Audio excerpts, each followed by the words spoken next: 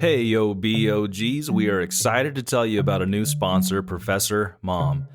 At Professor Mom, they believe that you are the expert for your child's needs. They are former professors and current moms with 30 plus years of experience in education. You are the Professor Mom, dad, teacher, grandma, grandpa, aunt, uncle, or other caregiver for the children in your life, and Professor Mom wants to support you in teaching and caring for them.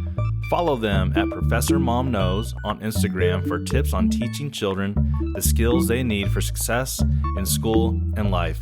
You can also check them out at professormom.org.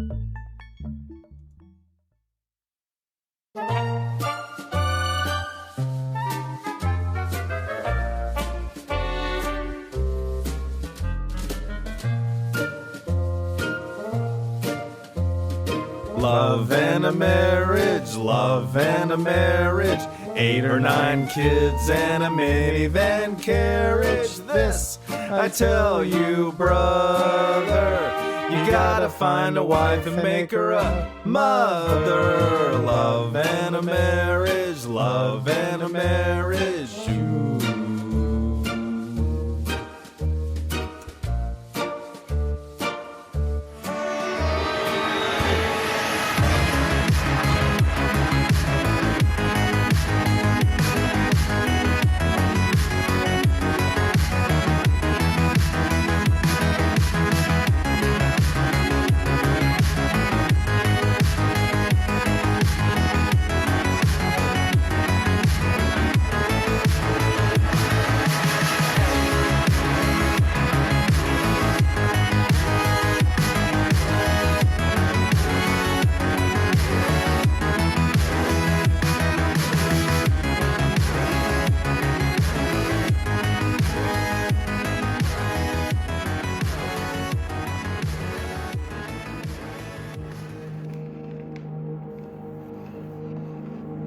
For his work to succeed, to exalt us with himself, God ordained that men and women should marry and give birth to children, thereby creating, in partnership with God, the physical bodies that are key to the test of mortality and essential to eternal glory with him.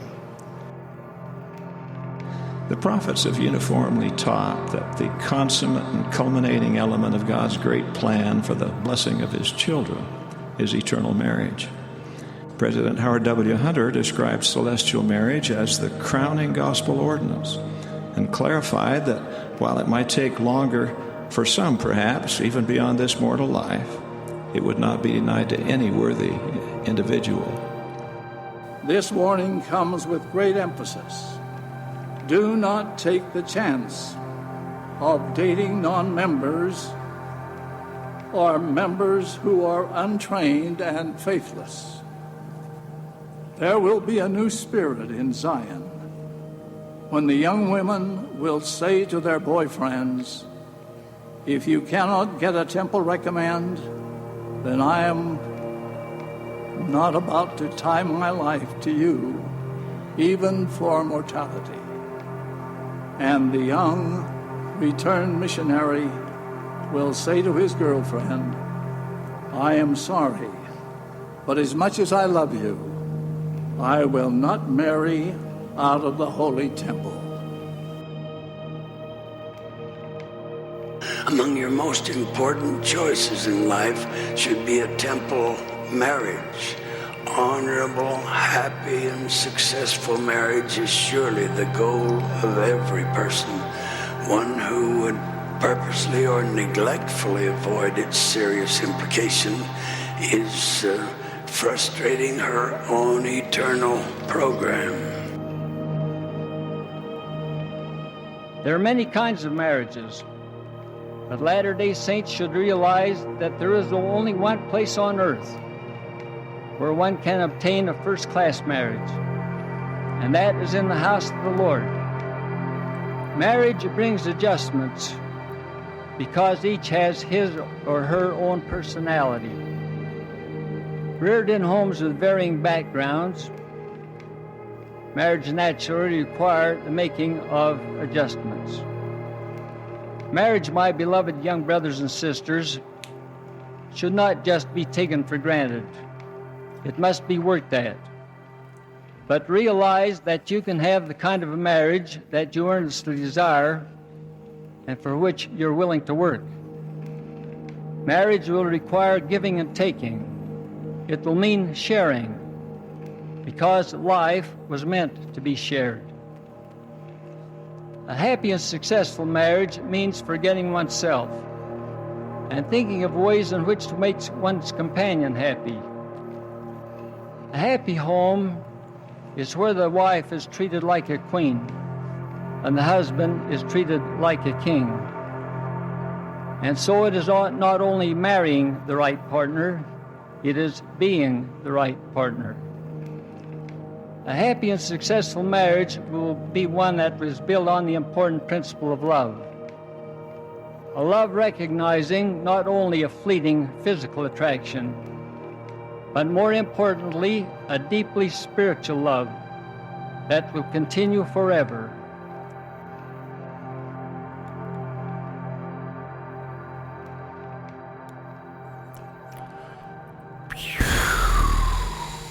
I think, what are we doing, Jared? I think the first word that comes to my mind is oof. OOF, oof. I think we finally did it. I think we finally bit off more than we could chew with this episode. Well, that's the danger of our little podcast here, as we've talked before. We're just a couple of basic morons. Good-hearted morons. But very good-hearted. We're kind of growing and learning as we get into these things. And so I intentionally pulled some audio that I knew would make us hear some things and kind of wince a little bit. But the thing is, I want to talk about are those things that kind of make us wince a little bit. Like one thing I caught from that is, if you want to have a first-class marriage, there's only one place you can do that, in the temple. Is that wrong? Ooh. Ooh. Ooh. Right? Like, you want to say you want to agree, right? Because that's what we've been taught. Of course. And I don't think either you or I are going to say that a temple marriage is a bad thing. But I think what we want to open up our discussion with is, what if I'm married and I'm happy and I'm in love, but it wasn't in the temple because maybe they weren't a member of the faith. Maybe both of us weren't able to enter the temple at that time. Different reasons. I think that's the discussion we want to have today. You know what we're also willing to say, I think, is just because you got married in the temple doesn't mean that you have a first-class marriage. Oh, yeah, I can jump on board with that. Just because you got married in the temple doesn't mean that you have a perfect marriage, that your spouse is, perfect's not the right word, but your spouse is totally committed, that there's no issue there. And just because you got married in the temple doesn't mean it is going to last forever. And it is a, quote, grade A marriage. So you're telling me, Jared, that even if I get married in the temple, I may still suffer from abuse or infidelity or any of those things? Now, absolutely. Now, would it surprise you that it happens often and it's not talked about a lot? And so I think the reason we wanted to tackle this kind of heavy episode, which we're going to stumble through, is, again, this podcast is about reaching those who feel like they don't fit in somewhere, or the one that we talked about. And Cody, I know that there's people who've had experiences in their marriage, who maybe have gotten married in the temple and then got a divorce, who married a non-member and their marriage is blissful. It's wonderful. You know, there's people that don't fit in the box that we want to talk to and make sure that they know that we know you're out there, and we're here to do what we can to have a discussion about it. So that intro was a few of our awesome, wonderful general authorities that we've had, who tend to set the culture. You know, I think a lot of our culture comes from what they set, when they speak and in general conference, and then we kind of take what they say. Well, it's almost our and we apply it. interpretation of it. Of course. So that's what the episode's on today. I don't know. Did you hear anything else in there that you want to expand on? No. Exactly.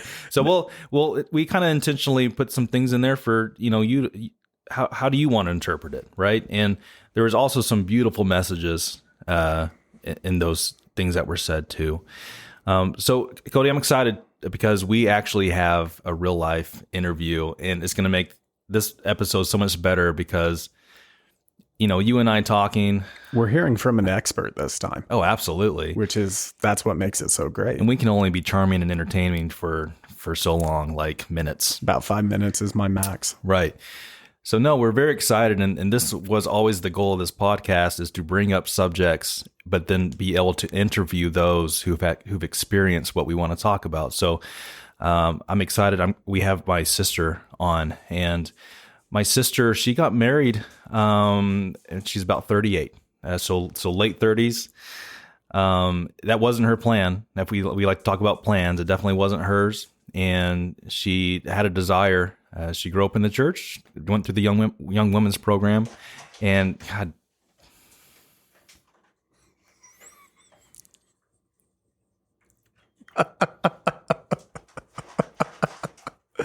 Every time. Deep breath.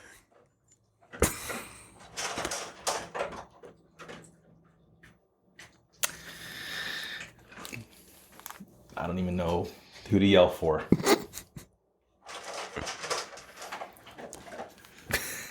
You just got to laugh about it. We were on a roll too.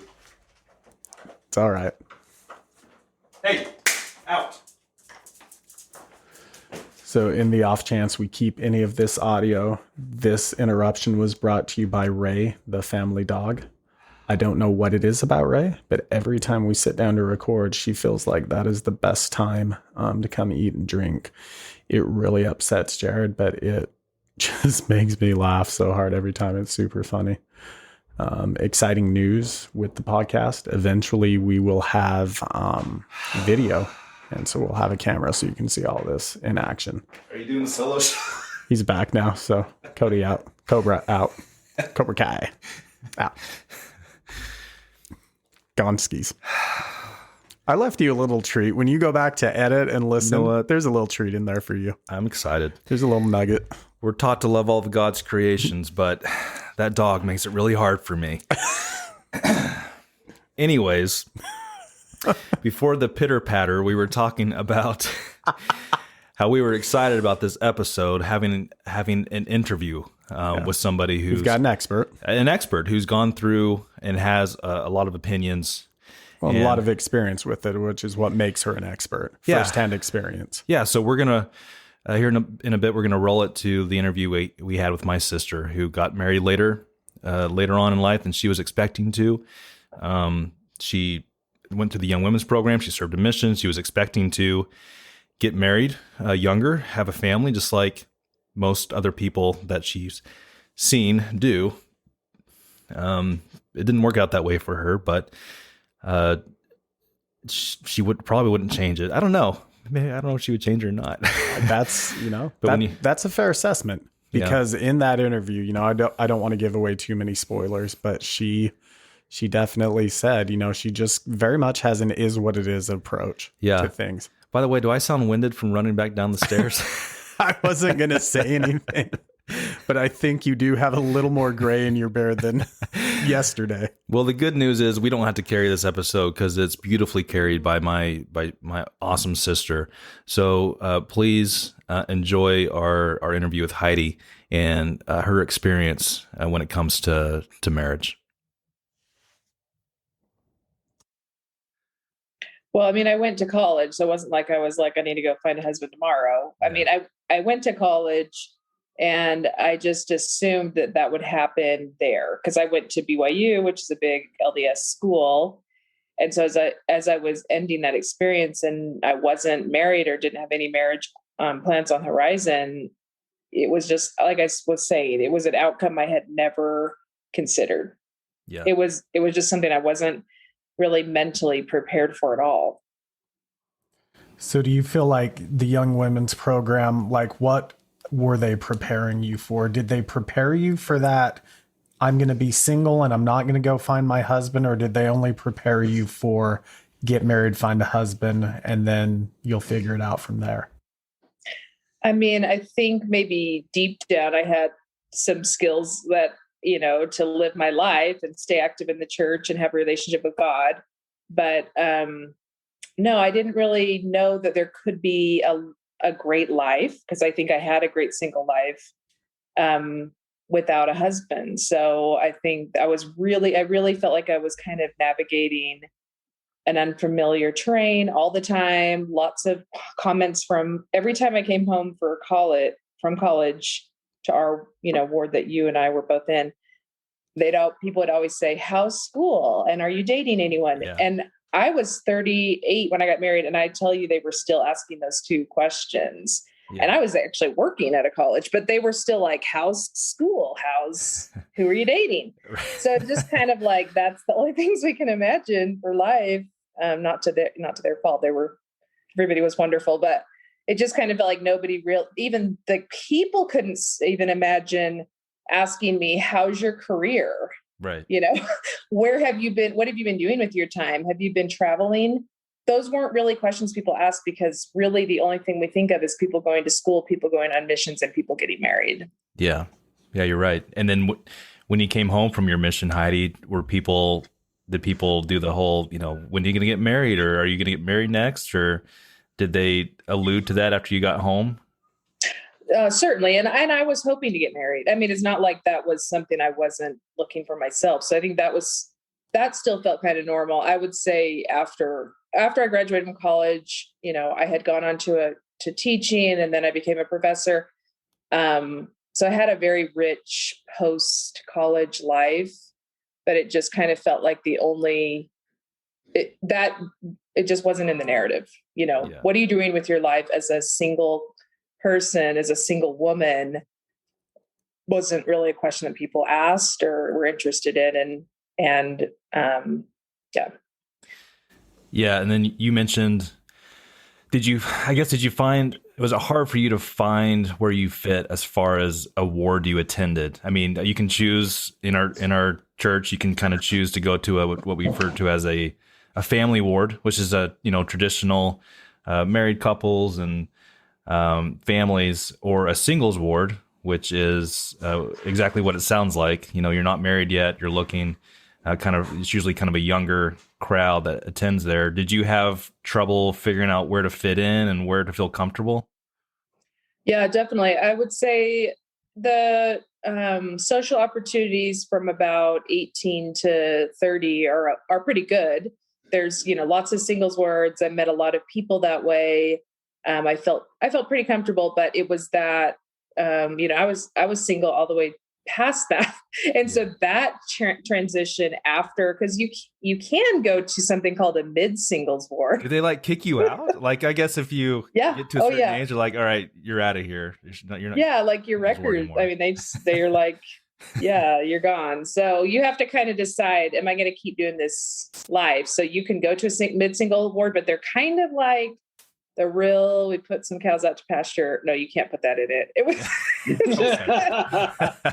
we don't. There's just a feel there of that older singles ward that was a little bit tricky. So you have to decide, okay, am I going to go back to a family ward, which is pretty intimidating as a single person to be like, I'm going to join this family congregation and I'm a single person, and am I going to make friends, and am I going to have anything in common?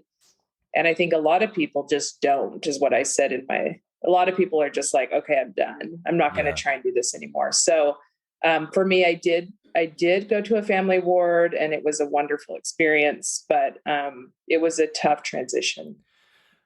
Have you seen people who, I guess, have this desire to get married, and like you said, it doesn't happen, and they just say they're done? When you say that, are they like they're just kind of done with the whole church, with everything? I mean, what do you mean by, okay, I'm done? I got to this far, it's not going to happen. So Yeah, I think that they stop participating in the church. They may still have beliefs in the church or that kind of thing, but they just stop coming. And I know in some of the when I did interact with some single groups, that was a lot of times. Sometimes what they were doing is trying to go out and find people that had stopped attending and welcome them back in and say, "Hey, we have a spot for you here."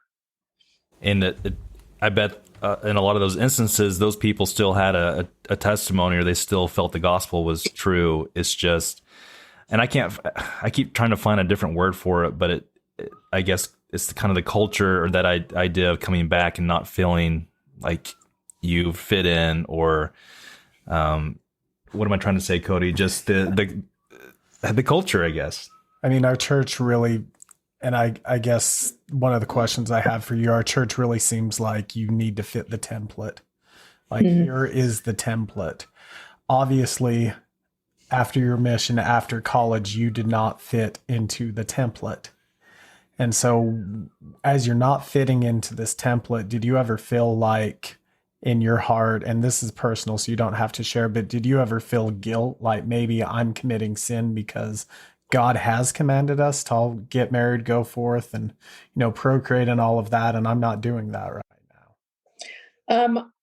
I think girls are off the hook. I don't think we feel like we've done it wrong. For some reason, tends to land more on the men's shoulders, which isn't right.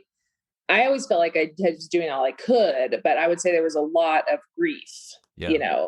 I had planned this perfect life in my mind based on all the things I had been told, and honestly, based on a great family I was raised in.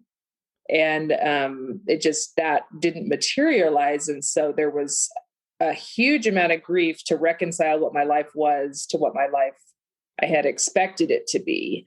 And I think, like you said, the template is you come to church, you see the people at church. They have a row with a bunch of little kids dressed up for church, and they're feeding them Cheerios, and they're sending them to primary and those kinds of things. And you just come by yourself and you sit in the back and you hope maybe another single person sits by you, and you have to be pretty courageous to keep doing that, because you do feel really different, even though they just mentioned in conference that it's the majority now, right? But Yeah. You still feel it. You feel very different.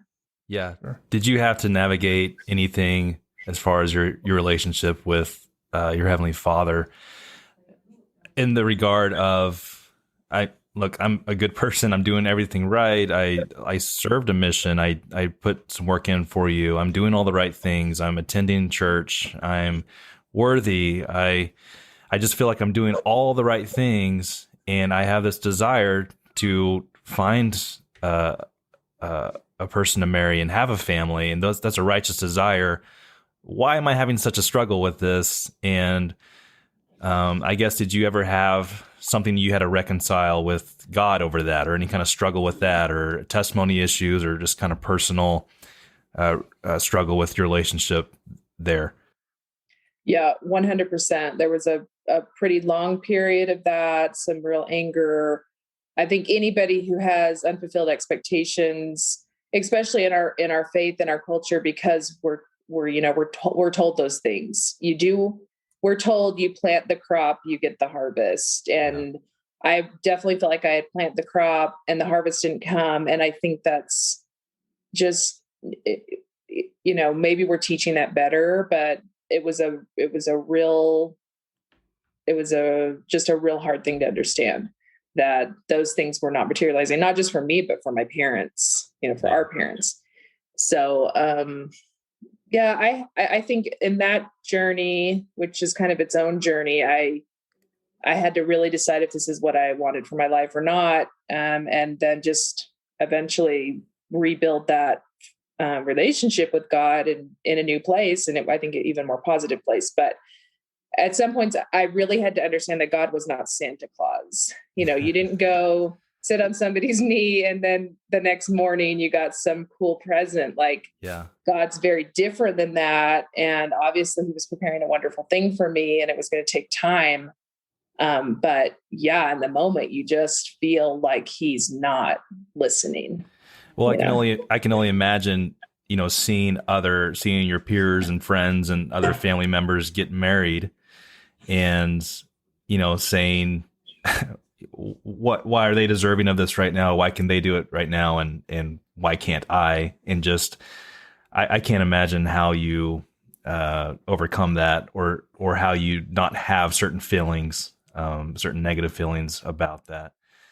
And it's definitely, it's like a club that you're not quite a part of. So like, Yeah. There's things that your girlfriends talk about that you can't relate to, and whether that's babies or husbands or sex or whatever that is, you're like not in the club. And so it very much feels like there's a group going on that you're trying to participate in, but it's not exactly, you don't 100% have the membership to it. Were there even like church activities that you would think twice about going to, because you would show up single and not on, have someone by your side, or show up with your family, or no? Yeah, definitely. But I had such a great experience in a family ward. So that might be different for someone who didn't. I was hugely accepted. I was very much brought in. I made great friends. Even Brent, now we see some of the people from that congregation and they still want to talk to me. He's like, my gosh, you have so many friends from that ward.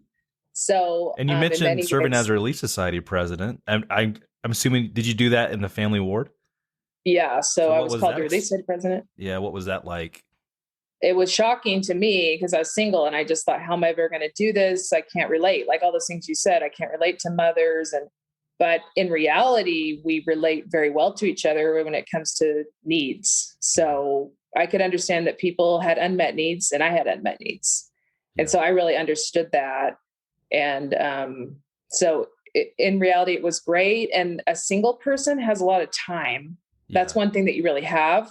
And so it was really awesome that the bishop I worked with saw that and called me. And in fact, he called a single girl after me and another single girl after me. Awesome. You set the two of them, me and another one got married while we were in the calling, but that's why he kept calling. He seemed to really be able to see our talents and not be caught up in, life experience, those kinds of things. So yeah, in fact, when I got married to Brent, we went to an activity. We went like half an hour late because that was kind of my lifestyle before, and all the food was gone. And I was like, oh, you have to come to family activities on time if you want to eat, because everybody comes on time and eats the food. So you mentioned that you had a good experience with your bishop. Were there times regarding, what we're talking about, getting married and your desire to get married, where you had counsel that didn't really jive well with you, or that you kind of left the room not feeling motivated and happy and peaceful and positive? Did you have any interaction with I guess priesthood leaders that wasn't healthy for you, I guess? I think I was really fortunate. I don't think I have those experiences. People were always just very patient with me, told me to keep trying and that kind of thing. I had other members of the church that said things like, if you really wanted to get married, you would be married. It's, you're too picky. You're not really trying. You're too committed to your career.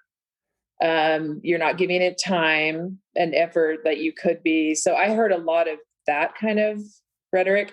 And then I would say one thing that's kind of interesting in that, when you're in that boat of not having the things that you want to have in life, is that general conference can feel real painful. Yeah. So it was always people would talk about how much they look forward to it. And for me, I was like, oh, I have to go hear all those talks about if you pray, you're going to get answers to your prayers. And if you have more faith. Right. And honestly, that general conference, and I've heard this from other people that have had real loss in their life, can actually be kind of a hard experience, even though people are trying to do their best. And I love all the leaders of the church, but when you give general counsel, it's really hard to give individual counsel. Yeah, I think you nailed it. Like we've talked before, these templates and these programs and these, the idealistic way to go, it's all good stuff. And it is good counsel, but it is general counsel. And I just think that there's a huge set of members of the church that for whatever reasons, doesn't always fall into that template, like you mentioned, Cody. And then how do we reach out to those people, and how do we make sure they still feel, lifted up and encouraged and known? So Heidi, the reason why we wanted to do interviews and specifically with you is, for me, let's say someone is listening to the show that's going through this. There's literally nothing I can tell them to help them because I've never been a single young woman looking for a husband, but you have. So what advice would you give a younger version of yourself or someone else who is maybe experiencing the same trial right now? That's a good question. I think the advice I wouldn't give is that, it's going to happen because we don't know. I mean, Yeah. I hope it happens for everyone, but sometimes it doesn't. I think I would say be patient with yourself as you're reconciling what reality is and what your reality in your mind you thought would be, and understand there's going to be some sadness there, and that's okay. And then I would also just say to do the best you can with that time. And now I'm saying it, I'm like, no, this is terrible advice. I wouldn't want any of it. I don't know. It's gotta be hard to, I think it's hard for us to know how to counsel people and the right words of encouragement and stuff, because unless you're in the middle of it, we fall back into the template. We fall back into if you just pray and if you're faithful enough, and if you just really have enough faith, it just takes a mustard seed and you'll move that mountain. So I almost think the honest counsel is it might happen, it might not. Yeah. Man, I think that's better. And I think telling people to just focus on the relationship with God, build that, make sure, keep working on that, and just be patient with yourself as you're going through a lot of different emotions. And that may be, at some point, that may be, I'm frustrated with my religion. I'm frustrated with my relationship with God right now. And that's okay too. Yeah, and maybe you'll pass through that too. But one piece of advice I have given to people is, for me, even when that came, I kept going. Yeah. And even if I wasn't praying every night, even if I wasn't going to the temple all the time, or I wasn't reading my scriptures every time, I just kept it in my life. And I think that was positive, because it came back, for me, and that it felt better and it got better. And I was happy I hadn't completely stepped away because of that. Yeah. Well, you're a perfect example of, I'm sure you wake up and pinch yourself, waking up next to Brent, first of all. I mean, come on, handsome guy. This guy. But you're a perfect example of sticking with it, recognizing that the timetable isn't always based on what we want and when we want. And everyone's path is different. Everyone's time for things to happen in their lives, the blessings that they receive, the experiences they have is all unique and it's all different.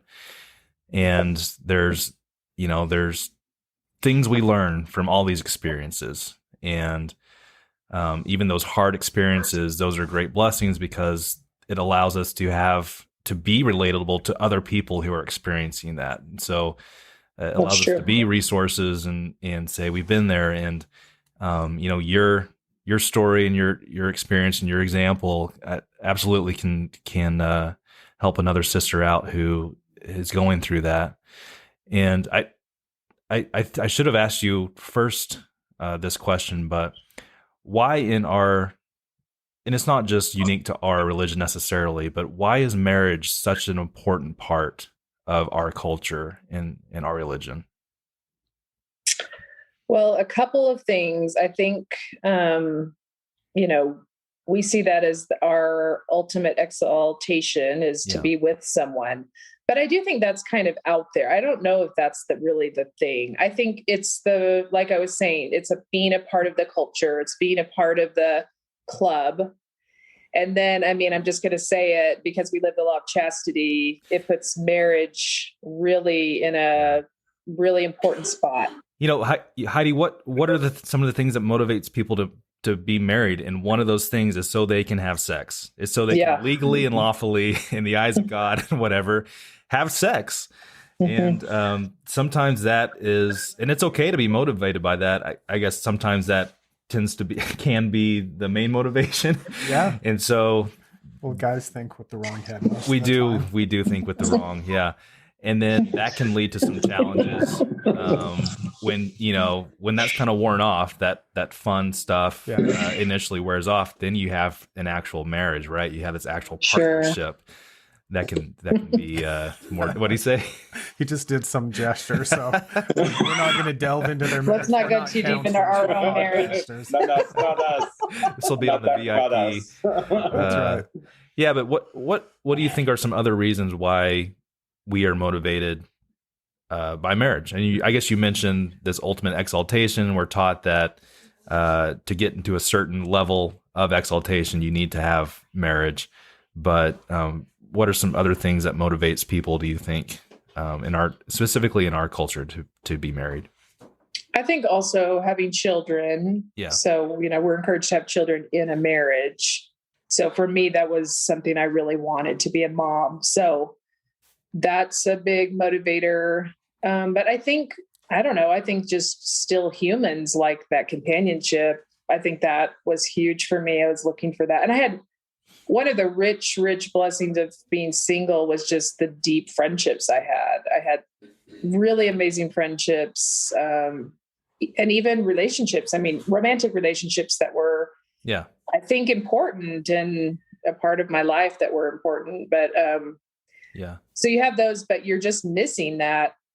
And part of it is you haven't experienced it. So Brett has a different perspective because he spent all that time experiencing an unhappy marriage. Right. But for me, marriage was up in the, taking a trip to Europe. You just imagine what it's like. And it seems so amazing. And there's going to be great food and there's going to be cool things to see. And it's kind of like that, you just imagine it as this wonderful thing. And it is, we do have a happy marriage, and it is wonderful.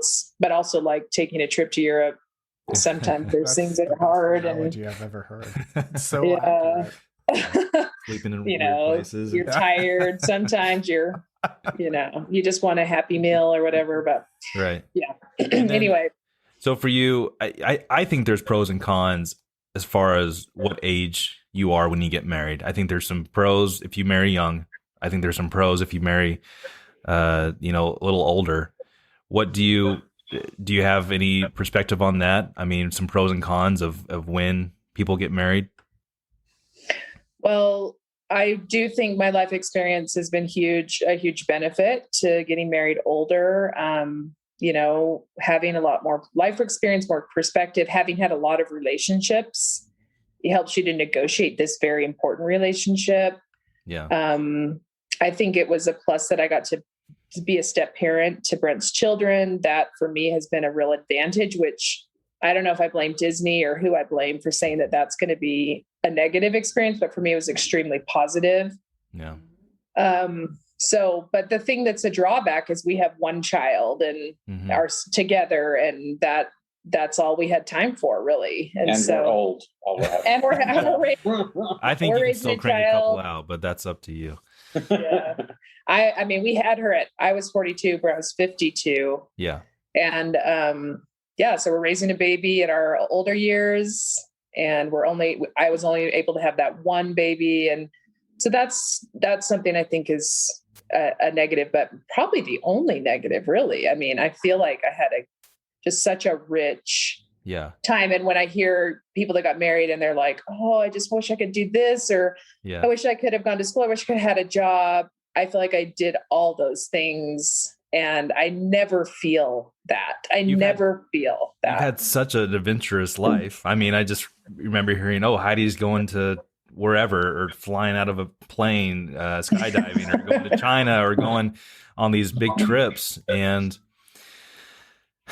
I think there is a lot of young people who are postponing marriage intentionally to do those things. Do you have comments on that? Is that a good thing? Is it a bad thing? Is it a selfish thing? You know what I mean, Cody? That some people haven't we heard that, like, the guys are kind of getting kicked in the pants of, hey, go get married. We're kind of seeing a decline in marriages And a lot of it's because we want to go live this life and adventure and stuff before we do that. And I'm not sure if that's a bad or a good thing, or if it is selfish or not. What do you think? Oh, I think you asked Cody. Did you say Cody or me? Both. Well, sorry. I don't want to call. I look at Cody. I look at Cody for inspiration when I'm struggling, and then just a couple seconds deep into his eyes, I get back on track. So. Oh, okay. I don't know. I would say I have mixed feelings. I mean, I had a great single experience, but I always tell people you get married when you fall in love.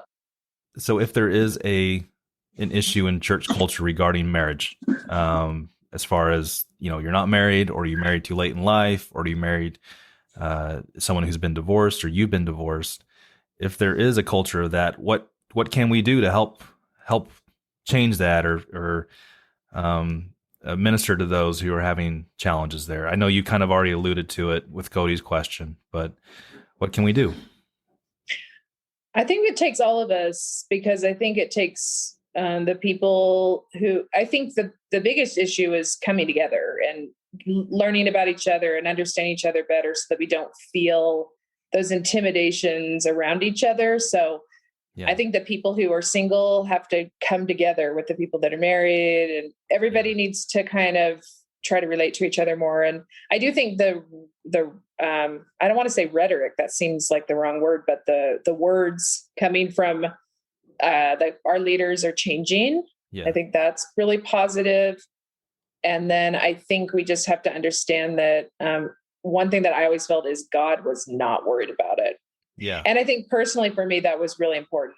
I heard all these messages of being worried about it, but I just felt like God was like, I'm not worried. It always felt very calm to me when I would pray. And so I would say, we have to keep that relationship up with God, but with each other, we've just got to work on coming together more. We got to talk to each other more. We got to work on it.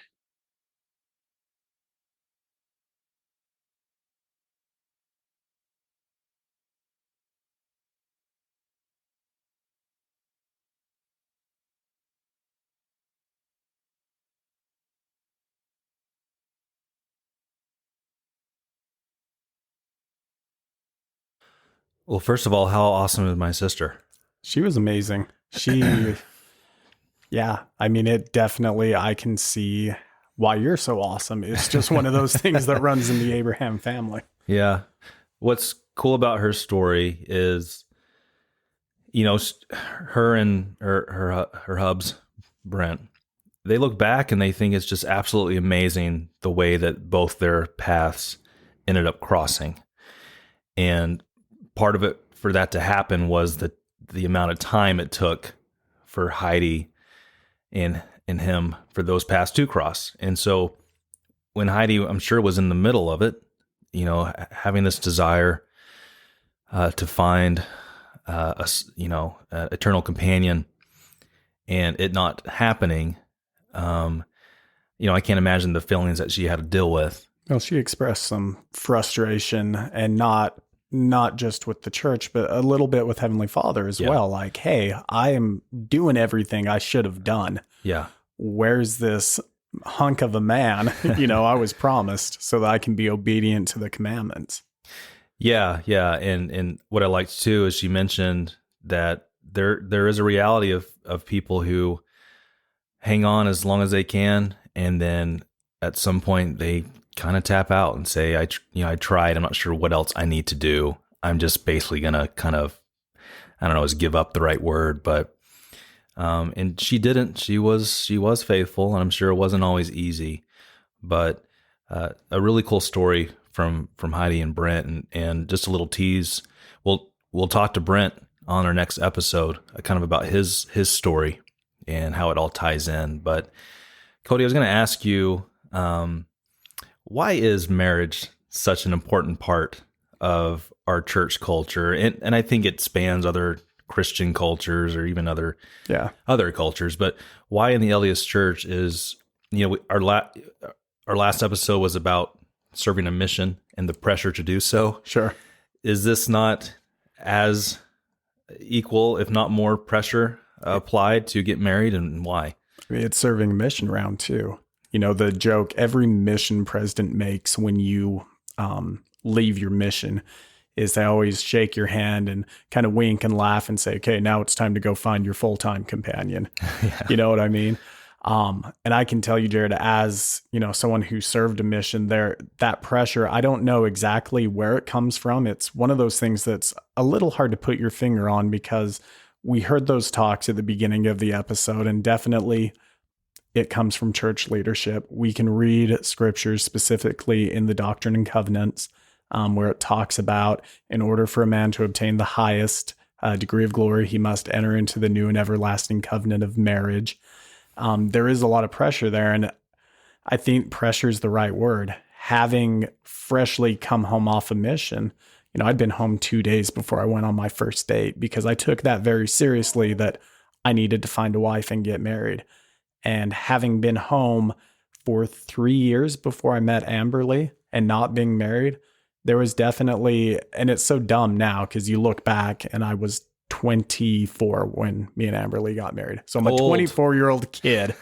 But at that time in my life, I'm like, I'm about to turn 25 and I'm not married. Like, look, in the LDS culture, definitely failing. You're not married at 25. You're an old maid, or whatever. What's the term for dudes? I don't know. Old Jack. Dude. Old Jack. I like that. Okay. I think that's right. If not, and I made that up on the spot, copyright. I think Jack. Old Jack.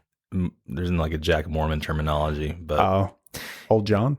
We're meandering, but the bell would have rung. The bell. We need the bell. The point is, as silly as that sounds, there's a lot of pressure. In your mid-20s and you're not married, you're starting to get some looks. Well, and you asked why it's so big. It's really because at the core of our beliefs, we believe that if we are going to obtain eternal life, the life that God lives, if we're going to become like him one day, we have to go through that. And if we don't, I think then we feel like we are disqualified from all of the blessings he has to offer. It's kind of a catch-22 where you're commanded to go do this and you want to be obedient, but this is going to be one of the only commandments God has given you, that your agency is not the only one at stake. Yeah. I mean, you look at, if you run through one of the 10 commandments, thou shalt not kill. that's a big one. I couldn't quote a 10 commandment all of a sudden. Thou shalt not kill. Yeah. That's my agency. I can choose right now not to kill anybody. Yeah. But when it comes to marriage, someone else's agency is involved. And that's where I think we kind of put the pressure on ourselves. We feel the pressure from leadership, but we ultimately, it stresses us because it requires another person to enter into this agreement. Yes. And they have to exercise their agency too. And they have to pick you. It's stressful. We joke every day. Joke's not the right word. We pinch ourselves every day for the wives that we have, and we don't deserve them. But, one of the things that kind of stings a little bit when listening to those general authorities speak is they basically say you need to avoid marrying a non-member. You need to marry within the faith. And I married a non-member, Cody. You did. And she did. I think we talked about it before. She did convert, and we got sealed in the temple and received all those blessings. But there's many members who are married to non-members, and we've heard feedback from members who got married to a member, and it was basically a terrible relationship, a terrible marriage, and they ended that marriage, for their own personal reasons, and their current marriages are wonderful, and some of them are married to non-members, and the joy and peace and bliss that they're finding is with a non-member. So there's a stigma. It can happen. It can happen, and it can hurt when you feel, I think stigma is the right word. When you feel less than, or you're not doing it right, that, you didn't attain to this perfect marriage of, both members married in the temple, all time in eternity. And well, I think they feel that stigma because of what we hear from leadership. Yeah. And then I'm going to own this because of how we act and how we speak as members. I think so many times as members, And let's not, you know what? Let's not say members. Let's just say so many times as people, we are so inclined to make a snap judgment on someone we see. And when we're making that snap judgment, it's the same as watching a football game and go ahead and call the winner within the first 2 minutes of the game. Yeah. You if it's the Seahawks, you're going to call it immediately. Well, it is going to be the Seahawks winning. We already know that. Of course. But you know how dumb it is? You're looking at someone at this point and they still have the rest of their life. And I guess why I'm so excited about this is I look at you and Jamie, and you guys are an adorable couple. You've got a beautiful family. Your kids are all well behaved. I know you'll disagree with me on that somewhat, but your kids are very well mannered. They're in my activity days group. I look at my brother-in-law that also married a non-member, that they got sealed in the temple. They just had their first son a year ago, and they've started this beautiful little family. And I guess as cheesy as it might sound, like, it's not about where you start, it's about where you end up. And I guess that frustrates me when we're judging people based on, we don't know the rest of what's going to happen. Well, what's so funny, Cody, is that the phrase eternal perspective is thrown around so often within our church and our culture.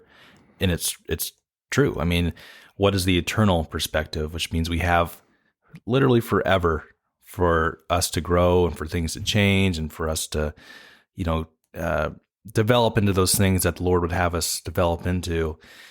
And to your point, you can't say eternal perspective and then also judge people for where they are right now. Well, let's turn up the heat a little bit, because we compared ourselves last episode. Let's do it one more step. Sure. Jared, did you serve a mission? No. But I did.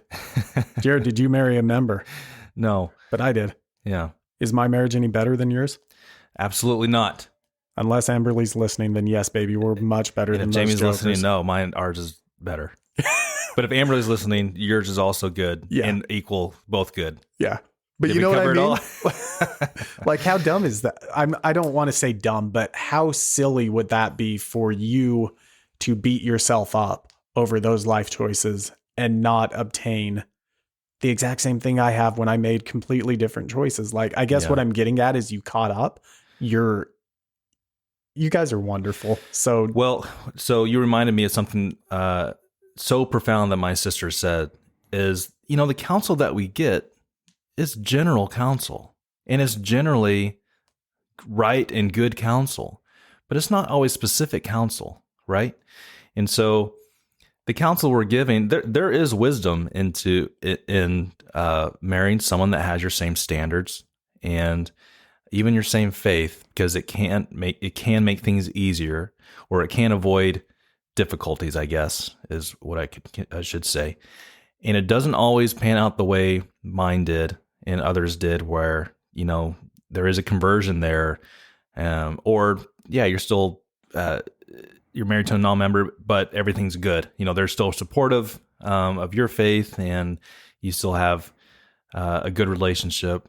We know that happens where, because of differences in faith and belief and cultural things, that it causes a stress on the relationship, and it can end in ultimately in a divorce. I recognize that counsel, don't you? Yeah. But we've already talked about it. We just want to make sure that that if it didn't happen that way for you, do not feel less than. Do not feel like you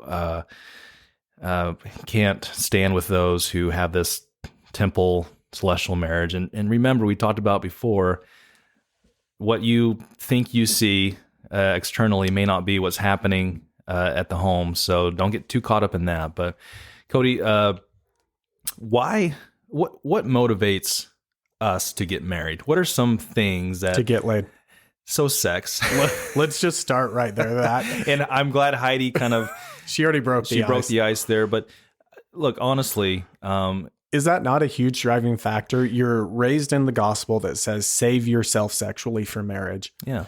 And of course, we're creatures that have been commanded to go forth and multiply. Your hormones are just raging, the chemicals, whatever. At that young age, that's like the prime time biologically to want to get together. So it happens. And so there's that. And we can, Okay, what are What the else? other reasons? Yeah, we can move off of that. We're not talking about what you and I were motivated Yes. by. Yeah, this is generally everybody, but I That speak is- on behalf of all men. That is one thing. Another thing is that's the counsel we've been giving, and as disciples of Christ and of the gospel, we are taught that is one of those amazing things we need to experience with our time on earth is marriage, and it definitely makes us grow and become more understanding of each other, be a little more selfless, and Maybe we marriage- want to get people off our back. The Oh, Lord, interesting. our family. Interesting. I mean, how many? And I don't want to just pick on sisters because I know this happens with guys too. But how many times does that single sister go back home to visit, and the very first thing we all ask her is, "How's school? How's dating?" Yep. Well, what if she's had a rough time with dating? Right. And we're just dumping. So I think that's a motivational factor too. If you reach that point of being sick of being asked when you're going to get married, by hell, man, the next time I show up in that ward, I'm going to flash my bling and ask me if I'm getting married or not. Yeah. I think some people, and I think my personality is like this. Sometimes you don't want to stand out. Sometimes you just want to fit in. And if you want to fit in the LDS culture, getting married and having a family, you're there, man. Like, you are a part of it. You're not going to stand out like a sore thumb. And, I think unfortunately that can happen. And so I love that my sister alluded to that. She had those experiences. And then what I really love about what she said is marry when you've fallen in love. Marry the one that you truly love. Right. There's no right age to marry. Yeah. So let's talk about that. So is there a right age to marry? So I guess I can say no. Like, my opinion is no, but I think I can say no. I'm trying to rack my brains right now thinking of any scripture that says thou shalt be married by the time thou turns 25.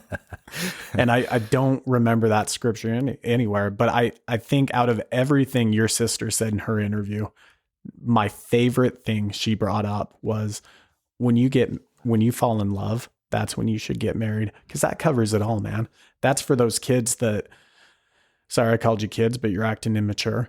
Those kids that want to be selfish and put off settling down with that special young lady or starting a family. They have the ability to do that, but they turn it down because they want to do other things. A, that's super offensive to those that are maybe struggling in that area. And B, how do you think God feels when he's given you these talents and you basically are like, yeah, no thanks. I'll use those talents when I'm ready. Yeah. So when you fall in love, get married. Now, if you're on the other side of the spectrum and you are struggling to find a spouse, don't just get married because you'll be able to say, yeah, I joined the club. Do it for the right reasons. That, of all the things in the intro, with the general authorities they talked about, the beautiful parts of that is marriage can be such a wonderful thing if you're equally yoked, if you're happy together, if you share the same vision, drive, passion, goals, things of that nature. When you love someone, Jared, and I think both of us having... Well, I love you. Well, I love you too. So what are you going to say? We're going to have to ding the bell. Ding. How much easier is it, I guess, to put up with your wife's crap because you love her versus like a girlfriend? I mean, you remember some of the girls you dated that they do something stupid and you didn't really love them and you're just like, yeah, get out of here. Marriage is a commitment, right? It is. It represents more of a commitment, and it's not a girlfriend thing anymore. It's you're showing that we're in this together. And I love everything that you said. And I want one thing that Jamie said, my wife, that I thought was really good as we were kind of talking about. When you're married, you need to be selfless and kind of, I think I may have said something like, or she heard something about losing yourself and just making sure that everything's about your spouse. And she said, well, wait a minute. I don't think that's necessarily right. It's important that you don't completely lose yourself. You still have to, be good to yourself, give yourself the TLC that you enjoy need. Some me time every now and again. Exactly. So, I thought that was a good perspective. Obviously, when you're in a marriage, you do have to give up a lot of what you want to do. Well, there's going to be sacrifices. Yeah, and that's important. That's part of the way that we grow and learn how to be more Christ-like and God-like. putting others ahead of ourselves. And that's definitely what a marriage is. But very sage advice from Jamie of yes, but don't lose yourself in it too. And don't you think there's some marriages, Cody, where someone feels like they're giving almost all of themselves and they've kind of lost those people who they are, know. and then that can lead to depression and guilt of I shouldn't feel guilty that I want to go just be in a car somewhere with all the doors locked and by myself to have some me time.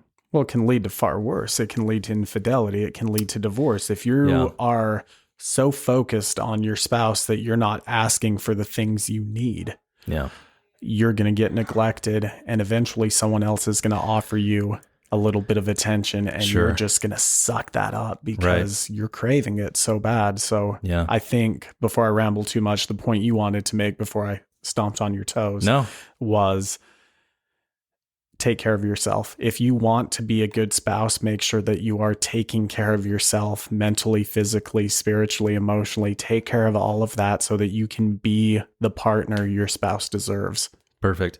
I think we should stop there, Cody, because you and I are definitely not marriage counselors. No. So I don't want to get into any kind of situation where... That's fair. So thank you so much to Heidi and Brent for allowing us to listen to their story and to share their experiences with us and with those who might be listening. Shall I take us out, Cody? Let me add that this is part one of a part two series. So we wanted to tackle marriage first. Next week, we're going to be talking about divorce. We've got another interview already completed for that. So very exciting stuff there. Yeah. Tune in next week. And Jared, take us out. Yeah, and I know there's tons of other things that we didn't get to or points that weren't made that you guys listening want to make. So please reach out to us and let us know what we missed. And keep it going on the social. On the social. So if you have thoughts, opinions, questions on today's topic, email us at email@theotherbros.com. Fun fact, we've never been emailed. We've yet to be emailed. Just send us an email just for fun. Yeah. Follow us on Facebook, Twitter, Instagram, and YouTube. Thank you to Cody, our wives, our family, and for all of you who are listening and supporting the podcast. Our theme song is by Oliva. If you'd like to record an introduction for the Other Brothers podcast, please do, and send your recording to email@theotherbros.com. Remember, all is well, and we'll see you next time.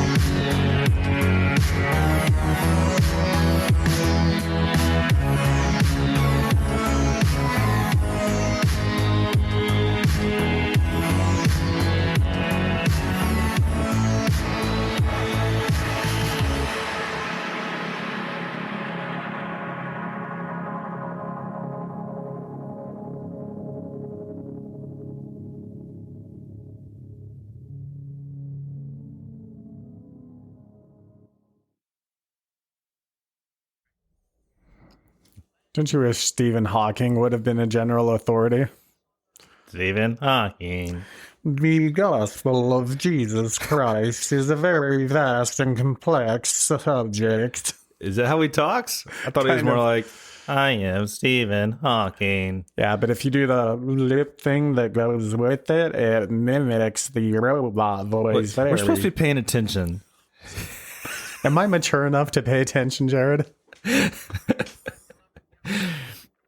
So you got all my Stephen Hawking stuff. I did. So I ruined it. No, you made it great. You put it on the blooper reel. Okay.